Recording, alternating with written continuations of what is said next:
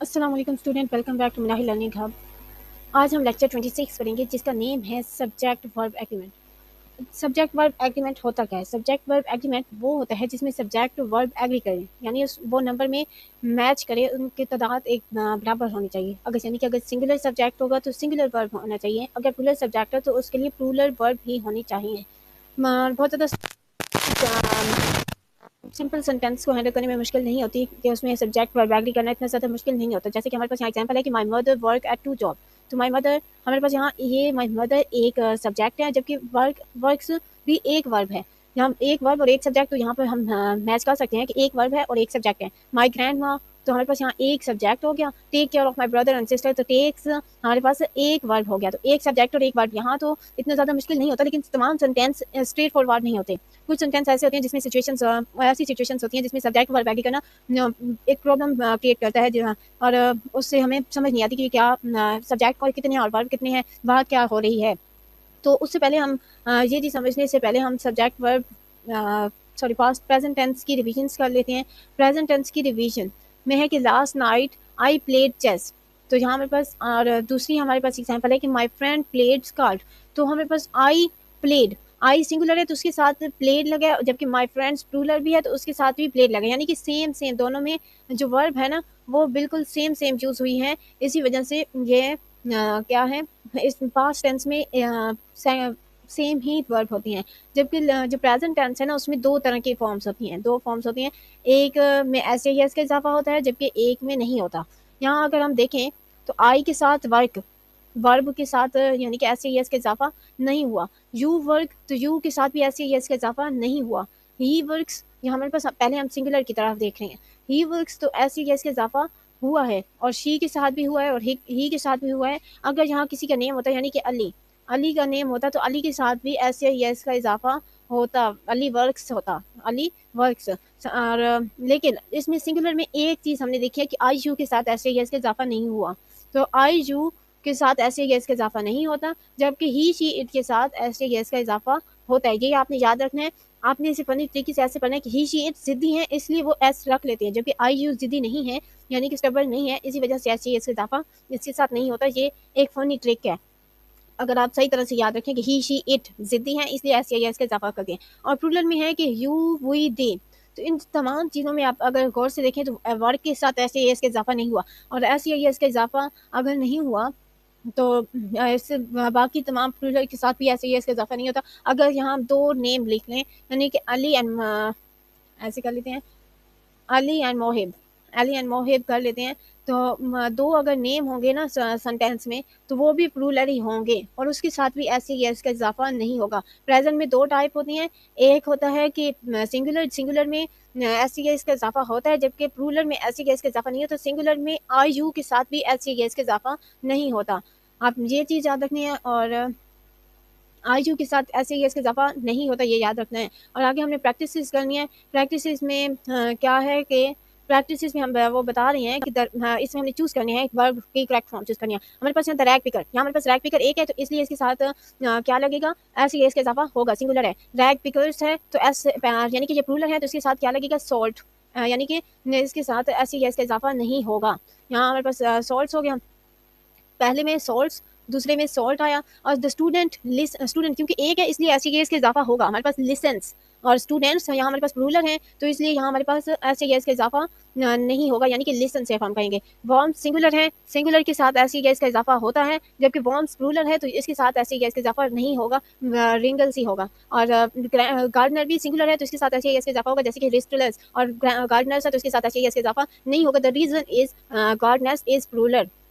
तो ये सारे इसी तरह से करने हैं। आगे हम subject verb separated by prepositional phrases के बारे में पढ़ते हैं कि वो क्या होता है। उसमें उसको जानने से पहले उसे सब्जेक्ट और वर्ब ये हमेशा एक दूसरे के साथ लेके जाते हैं, लेकिन कुछ सिचुएशन ऐसी होती हैं जिसमें सब्जेक्ट और वर्ब के दरमियान कोई ना कोई प्रेपोजिशन फैलेस डाल दिया जाता है। तो ये फर्स्ट टाइप है प्रॉब्लम सिचुएशन की, जिसमें सब्जेक्ट और वर्ब एक दूसरे के साथ ना लिखे गए हों, साइड बाय साइड अकर्स ना हो। तो उसमें एग्जाम्पल हमारे पास दिए कि most shops on mall Road sale this week. तो अगर हम यहाँ देखें तो हमारा, अगर हम यहाँ देखें तो most shops on mall Road having sale this week. तो इस ऊपर वाले सेंटेंस में जो प्रपोजिशनल फैरेसिस है ना वो सब्जेक्ट और वर्ब के दरमियान आ गई है, यहाँ ऑन माल रोड। तो हमने एक चीज़ याद रखनी है कि जो प्रपोजिशनल फेरिस है वो कभी सब्जेक्ट नहीं हो सकती, ना इस सब्जेक्ट में शामिल नहीं होगी, ये याद रखना है। तो हमारे पास most of on mall road are having sales this week, तो ये सेंटेंस करेक्ट है या नहीं पहले तो हम ये देखेंगे, क्योंकि हमारे पास सब्जेक्ट में एस है, यानी कि ये प्लूरल है, तो प्लूरल के साथ आर लगता है, तो प्लूरल आर हैविंग, तो ये हमारे पास सही है। जहाँ और जो दरमियान में है वो प्रपोजिशनल फेरिस है। प्रपोजिशनल फेरिस होती क्या है, ये वर्ड्स या वर्ड्स का ग्रुप होता है जो कि शुरू होता है प्रपोजिशन से, यानी कि in, such as, in, on, for, from, of, to से, जैसे कि यहाँ ऑन से स्टार्ट हुआ है और ऑन से बिगिन हुआ है, और एंड माल रोड क्या है, एक नाउन है, तो एंड विद नाउन या प्रोनाउन से। प्रपोजिशनल फेरिस एमसीक्यूज में बहुत ज्यादा आता है, और ये भी कह सकते हैं कि इसमें प्रपोजिशन कौन सी है, इसमें नाउन कौन सा है, या प्रपोजिशनल फेरिस होता क्या है। तो prepositional phrase is a group of word that begins with the preposition such as, in, on, for, from, of, to and end with the noun और प्रोनाउन। बहुत सारी shop on mall road are having sale this week, तो जहाँ हमारे पास shop हमारे पास subject है और are having क्या है, वर्ब है, और जो प्रपोजिशनल वर्ड फेरिसेस होती हैं जैसे कि ऑन माल, वो सब्जेक्ट में ऐड नहीं होती। प्रैक्टिस 2 में हमने आइडेंटिफाई करना है पहले प्रपोजिशनल फेरिसेस को, देन हमने सब्जेक्ट और वर्ब को आइडेंटिफाई करना है और एग्री करना है कि है एक मैच करती है या नहीं।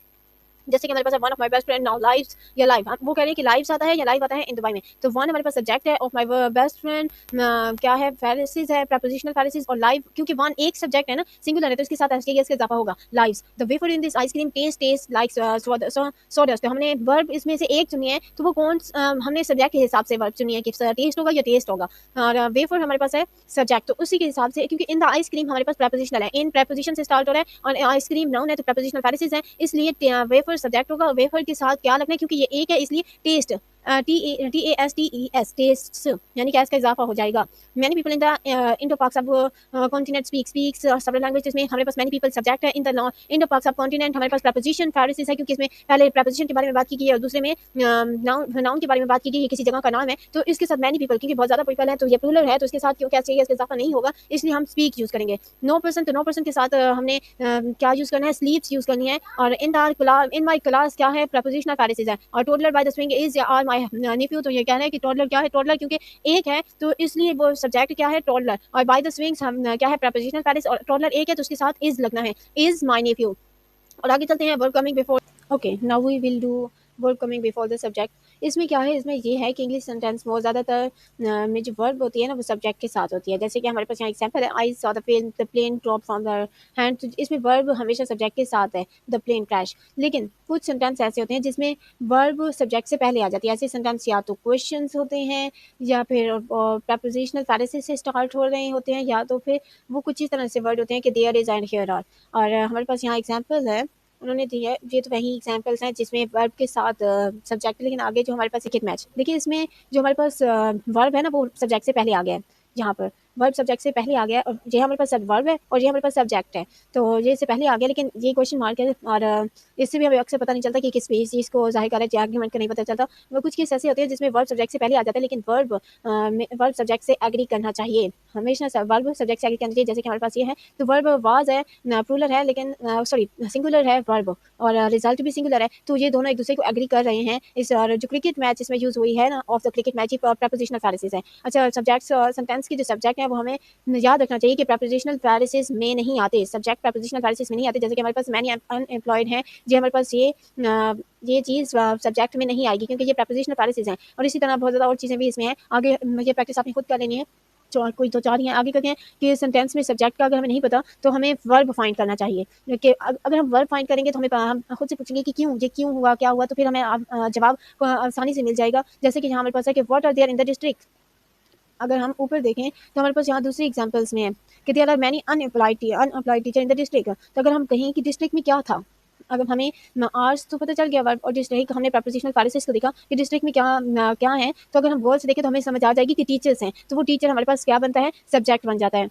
व्हाट इज हेयर, तो वहाँ क्या है, अगर हम तीसरे एग्जांपल में देखें तो हमें पता चलेगा कि कंप्यूटर डिस्क है जो कि सब्जेक्ट है, तो अगर हम बगौर से देखेंगे तो फिर हमें समझ आएगी। प्रैक्टिस 3 आपने खुद कर लेनी है कि वेयर के साथ क्या लगना है, और where is the key is लगना है, या लगना है the key of the cupboard, तो कीज ऑफ द कपबोर्ड की कीज कहाँ है, तो कीज यहाँ एस है, प्लूरल है, तो यहाँ भी प्लूरल ही यूज करना चाहिए, आर यूज करना चाहिए। एक एग्जांपल और इस तरह, हेयर इज या आर लगना है, एज लगना है, सब कार्ड्स ऑफ यू, तो हम देखेंगे कि कार्ड्स हमारे पास जो है ना वो एक तो ये चीज़ भी याद रखनी है जो आगे आनी है कि सम अगर आ जाए तो वो प्लूरल होता है, और कार्स एस प्लूरल है तो इसलिए हमारे पास क्या क्या यूज़ करेंगे, आर यूज़ करेंगे, प्लूरल करेंगे। एंड इनडेफिनिट प्रोनाउन सब्जेक्ट अब बारी आ गई है जो कि हम करेंगे।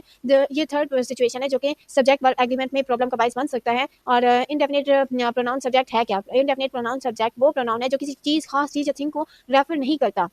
ये याद रखना है कि किसी खास चीज़ या शख्स को रेफर नहीं करता। और ये तमाम चीज़ें हैं ना, ये सिंगुलर हैं। Each, anyone, anybody, anything, everybody, nobody, etc, ये तमाम चीज़ें जो हैं वो क्या हैं, सिंगुलर हैं। अगर हम देखें जो ऊपर वाले बॉक्स देखें वो सिंगुलर है और हमेशा सिंगुलर ही रहते हैं, और इनके साथ सिंगुलर वर्ब यूज़ करनी, क्योंकि ये सिंगुलर सब्जेक्ट है तो इसलिए इनके साथ क्या यूज़ करनी चाहिए, सिंगुलर वर्ब करनी चाहिए। जैसे कि हमारे पास यहाँ एग्जांपल है कि one of those corresponding cords is still open, तो हमारे पास वन यूज़ हुआ है, तो वन क्या है, सिंगुलर है, तो इसलिए उसके साथ वर्ब भी इज यूज़ करनी है, वर्ब भी इज सिंगुलर यूज़ करनी है। नेदर नेदर हमारे पास ये आइडेंटिफाई इन सॉरी क्या था, indefinite pronoun neither indefinite pronoun है तो इज भी वर्ब भी इंडेफिनिट प्रोनाउन ही करनी चाहिए। और आगे आ जाता है समबडी, तो समबडी भी इंडेफिनिट प्रोनाउन है तो इसके लिए समबडी, तो इसके लिए वाज भी सिंगुलर हमने यूज़ किया। इसी तरह सारे करने हैं। आगे हम जाते हैं दूसरे उस पर।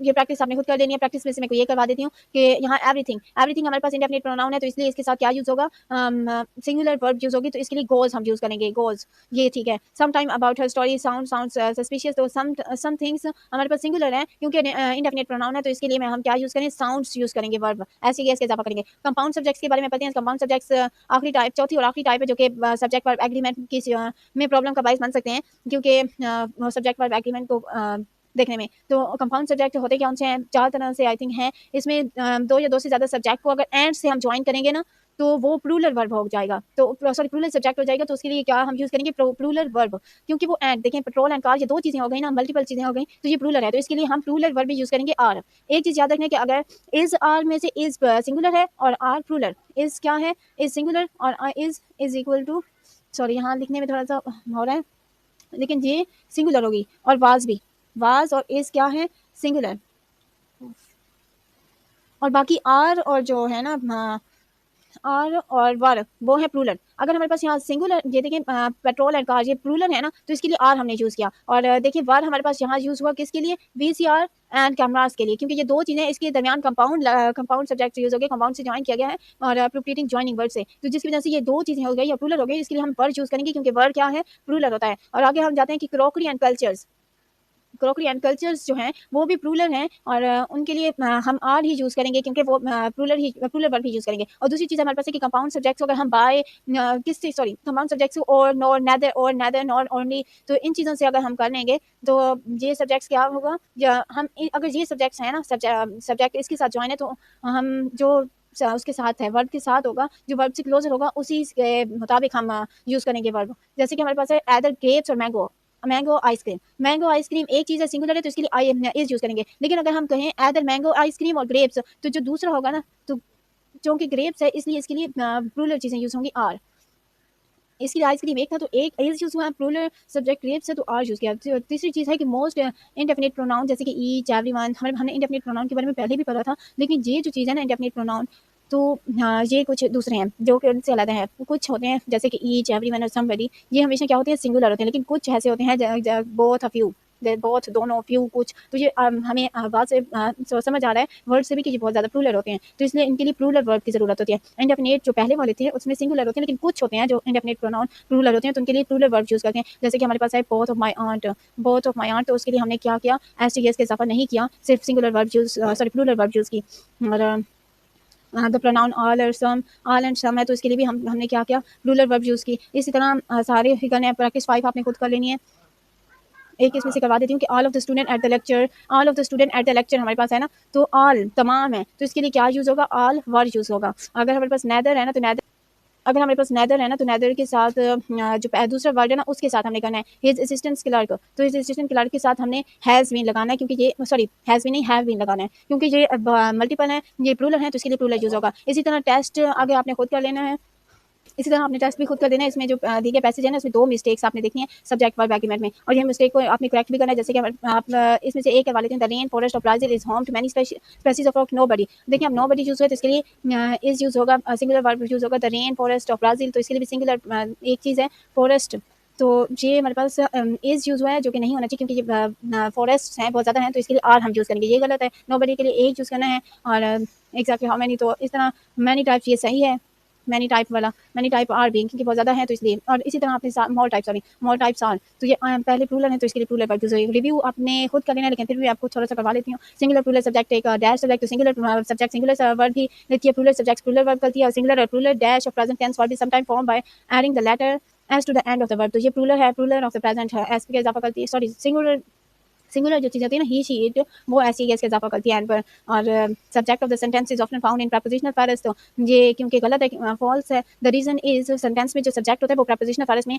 इंक्लूड नहीं होता, प्रपोजिशनल फेरस अलग होता है, सब्जेक्ट अलग होता है। और compound subject are required plural verb, yes, अगर एंड हम जो यूज़ करेंगे तो उसके लिए प्लूरल वर्ब यूज़ होगा, तो ये थ्रू है। और आगे चलते हैं, identifying pronoun anyone and everybody take a dash verb, anyone and everybody, क्योंकि हमारे पास सिंगुलर है तो इसके लिए हम सिंगुलर वर्ब ही यूज़ करेंगे, क्योंकि ये इंडेफिनिट प्रोनाउन है। अगर सम फ्यू इस तरह से आ जाए तो फिर हम प्लूरल वर्ब यूज़ करते हैं। और प्रोनाउन बोथ ऑफ यू और ऑलवेज प्लूरल और रिक्वायर्ड प्लूरल वर्ब, तो ये भी सही है, ट्रू है।